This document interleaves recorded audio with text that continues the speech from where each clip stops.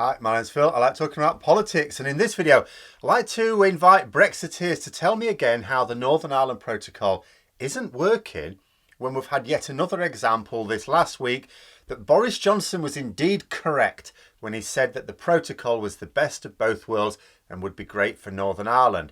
But first, if you'd like to be notified of daily news and politics, please subscribe to the channel and click the bell notification icon. So it's all going spectacularly wrong. Again, crisis after crisis being made making a catastrophe because of Brexit, and we're knackered for supplies of gas more recently. Not only is this having a devastating impact on electricity supplies, where half of our electricity is produced from gas, I've also heard recently as well about shortages affecting some nuclear power stations, so that's more electricity hit as well. You know, 2 fertiliser plants closed, completely buggering up our supply of carbon dioxide, which is an important byproduct. As a result, meat processing is knackered because we need that CO2 for a number of reasons, in particularly when it comes to pork and poultry, and but food in general for making it last longer. Global pressures, Phil. Global pressures, you see, the gammons proclaim. Oh yes, so which other countries in Europe are suffering from these consequences then? Oh, what's that? None of them? How interesting. And I've already talked about the cost of electricity here now, nearly 3 times as much as for EU countries. How's leaving the internal energy market worked out for us? As Brexit supporters get their energy bills over the next year, they should be taking a look at what our European neighbours are paying. But the CO2 shortage now is a massive problem. I'd like to think that the government are genuinely working to deal with this. I really would. You know, I'd like to think that as dismissive as they are of other issues that they could easily do something about, this one will be a priority for them. But I'm yet to see signs that this is the case. Check out our gas reserves compared to other major economies in the EU. Oh, and we are a gas producer. Should it really look like this? But beyond the immediate and obvious consequences of having a shortage of gas, there is the indirect crisis caused by a lack of CO2 being produced as well as the calamity that this is causing in some parts of our food production sector. I know that there are, you know, I've said some, you know, in terms of power, it's hitting that as well, because power stations need CO2, nuclear power stations. So power generation as well as food production is being seriously hampered by this. But, you know, I'm sure this is all a global problem that the UK government can't do anything about. That's right. Yeah, I remember. Only if we take a look at Northern Ireland, different little story there. Coca Cola in Britain has said that they're about to have to stop production due to a lack of CO2. They can't get the fizzy. You know, like I've said before, fizzy drinks is probably the least important of the uses for the gas, other than maybe some dry ice for parties. But in Northern Ireland, Coca Cola say they're doing fine. So what gives? Well, they say they're just importing it from the EEA. Yeah, that's right. Okay, yeah, Northern Ireland retains access to the single market. So there's still plenty of CO2 being produced in the EEA then. Actually, it's not plenty, but it's enough. So why can't we just import it in Britain? It's Brexit, really. See, this is the problem with getting a Prime Minister who is anti-climate to pretend that he's a dedicated student of Swampy. He was a famous environmental activist when I was young. He was pretending to be earnestly against climate change in New York yesterday. He doesn't really care. And because he doesn't really care, he can't be bothered to understand.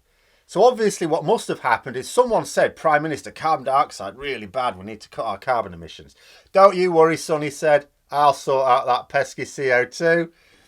Now, it's not that we couldn't in theory import CO2 from the rest of Europe. We could. I mean, what we import is down to our rules, not of exporting nations. It's not that other countries have said, well, we're not sending it to the UK as such. You know, producers in the EEA have some pressure on it as well. They've still got gas shortages. They're just managing it. As a result of it, they've also got, you know, demands on CO2. They're managing it. But the way they're managing it is the producers in the EEA are prioritising other members of the EEA over third countries. See, that's how a club works. Members get priority. So Coca Cola in Northern Ireland is wondering what all the fuss is about over this CO2 shortage nonsense, because they just said, well, we just bought it from somewhere else. And Coca Cola in Britain is saying, we've only got another day or two supplies and then we're knackered.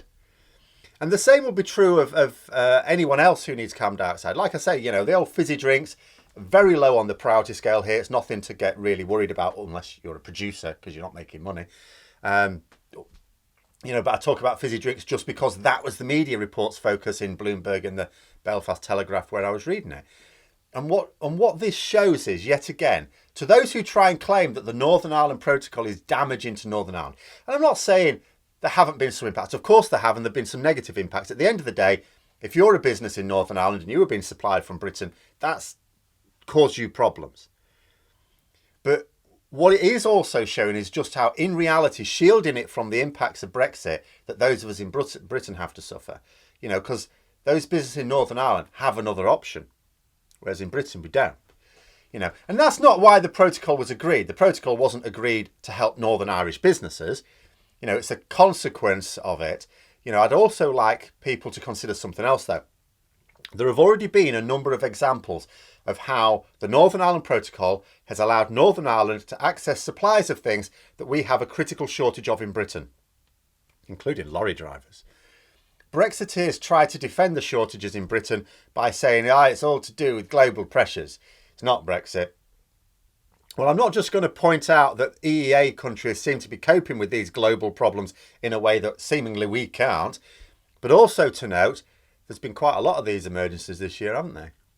It's not all COVID, because that's the thing. There are always global crises that affect the international supply chain. The world is never stable. Politically, economically, environmentally, there will always be floods and fires devastating some harvest or other. There will always be some problem hitting supplies of the fossil fuels that we rely upon still. There's always a chance that some bloody big boat will get stuck in the world's most important shipping lane. Emergencies like this happen all the time. Normally, we are used to reading about them in the media. We go, bloody hell, that's causing someone a problem. And then we just get on with our lives. And that is because competent governments who are at least trying to act in the national interest will be informed of potential future problems, because we had, at any rate, a high-quality civil service who would warn ministers in advance of things coming up, and then they would mitigate against them. And when an unexpected emergency did occur, and if every now and then you'll get caught out, they'll make sure they get the best minds on the job, act apolitically to deal with the issue. That is not what we have with our Brexit government. We have a government with a single core belief, which is completely detached from reality. One that contradicts itself, because that's the only way to deal with something that defies reality. You have to change reality. Boris Johnson was just saying that he'd always said a trade deal with the United States would be difficult. Yet there are plenty of clips of him talking about the trade deal that they would get with the US if we left the EU. Just one small example of how Brexit cannot survive contact with reality.